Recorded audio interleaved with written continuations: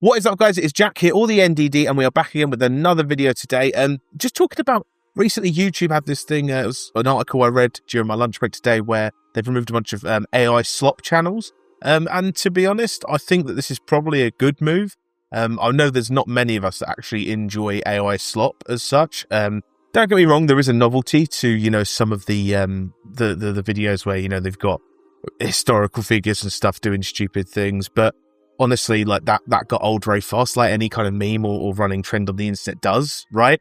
And to be honest, as someone who's a new creator, I kind of, delved into content back about 15, 20 years ago now. Goodness, it was around 2007, 2008 time. I used to make Gary's Mod videos way back when YouTube was kind of first getting its boom. And obviously it was a very different time then. I got to a couple hundred subscribers, which is what I've surpassed now. I'm on over 250, which is huge, by the way.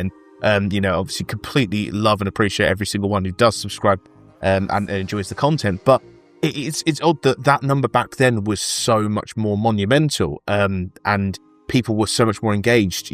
Obviously I know there's a lot of theories around this sort of thing, but there's just so much botting and so much low effort content these days. And by low effort, I don't even mean like low quality, right? I just mean as in people do this whole thing of faceless channels. They run 5 different channels. They keep trying to sort of spin up an idea and just see what works. And it feels to me sometimes like there's no creativity and people are getting stifled and they're trying to work to what an algorithm is telling them to do, and this is the issue I kind of had when I was working on, TikTok quite a lot. Those that you might not even know, I'm actually on TikTok as well. I started out making short form content talking about software development, and then I went into sort of sketches, which obviously that's probably something more familiar to you guys on the shorts here. And then now I've kind of stepped into longer form content. And the issue was I was kind of being directed by, you have to have this many things in a hook or an intro, and you have to cut it like this. And it wasn't even high effort for me. It was quite simple to do a shot one way, a shot the other way, 3 minutes of talking and editing it. But I just didn't get the reward or feel I was being creative, right? I felt like I was working to what, the algorithm gods and, some higher power, right, would do, because you'd be watching numbers constantly. I'd be watching what the retention rate is and the watch time, and it just didn't feel natural. And I feel like this AI content that's just, this low effort stuff is part of the cause of that. I don't understand why so many channels now, obviously you have the meme of the Subway Surfers underneath, but even things like, an AI voiceover reading it underneath, and, it just all these little tricks that people seem to be doing just to try and get ahead. And I understand it. Like I've used AI myself. It helps me with like some of the art side of things, because I'm not at all an artist. I'm a back-end developer, right? So I'm not good with art or creativity.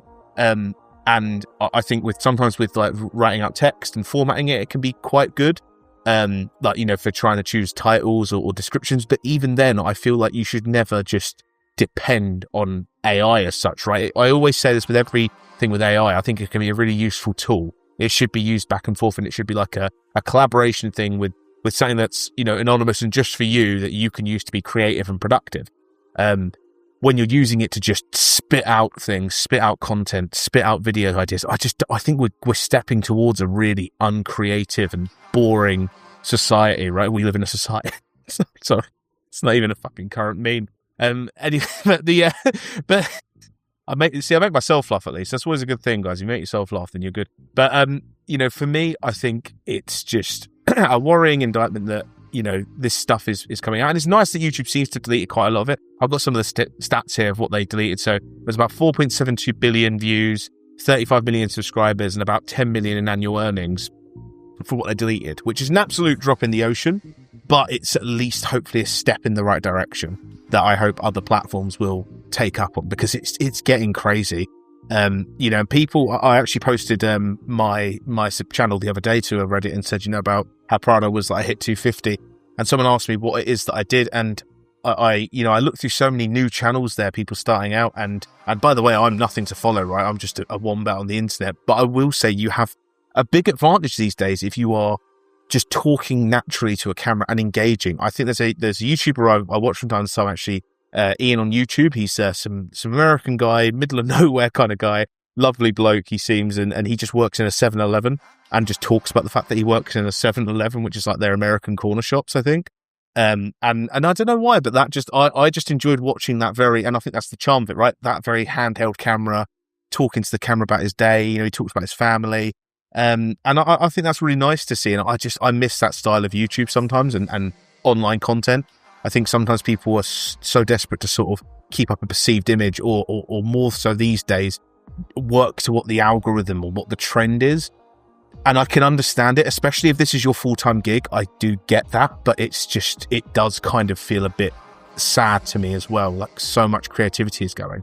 That's my perspective. And I'd love to see what you guys think, right? It's a fascinating thing. I know that the Mimir Bytes, the game devs I was talking about the past video, they were mentioning talking about AI in game development, which I would like to do, but it kind of all ties in, right? Like creativity and art being taken over by a machine is a worrying thing. I do understand that, you want to kind of be as productive as possible, and if there are easier routes as a developer, I know that's the best thing to do sometimes, but at what cost, right? That sounds very dramatic and deep. I'm not trying to be like fucking Peter's uncle in Spider-Man, but what cost does that come at? So yeah, it's interesting to know what you guys would think about that.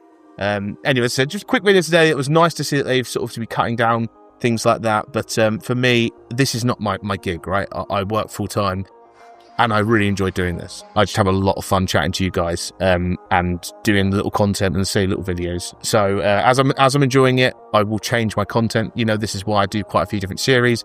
It's why I've gone from shorts to not doing sketches as much, because it just wasn't entertaining for me. If I was playing the game, so to speak, I would stick at making the sketches because they were working. I've got, hundreds of thousands of views on TikTok and Instagram and stuff doing sketches. But I wasn't feeling creative anymore, and I wasn't enjoying making the 50th POV sketch, right? It just wasn't igniting that sort of buzz within me. So this is why I stepped into longer form content, because I think that you have more freedom with it, and I can just waffle on, which I can do quite naturally anyway. And I feel like I build a bit more of a community and a bit more of a talking relationship with you guys. So yeah, let me know that. Now I can't even speak. I just said I can talk well. Look at that.